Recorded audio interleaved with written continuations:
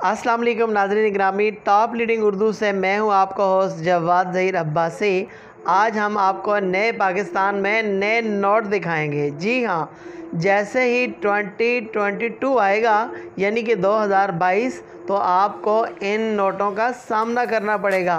पुराने सारे नोट खल्लास, ख़त्म, फिनिश आपको जमा करवाने होंगे और आपको ये नोट मिलेंगे। जी, ये जो नोट होंगे ये प्लास्टिक के होंगे और ये ऐसे ज़बरदस्त नोट होंगे कि इनके अंदर दो क्वालिटीज़ होंगी।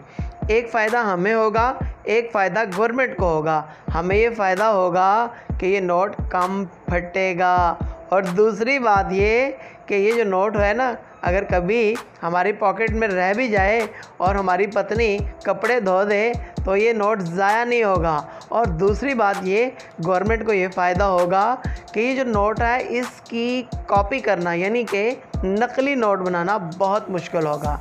जैसे कि अभी हम नोट देखते हैं ना कि यार असली है या नकली है, तो यकीन कीजिए इसकी कॉपी यानी कि इसका नकली नोट बनाना इंतहा से भी ज़्यादा मुश्किल है, क्योंकि ये प्लास्टिक का पेपर है। और ये 2022 को इंशाअल्लाह ताला पाकिस्तान में आ जाएगा।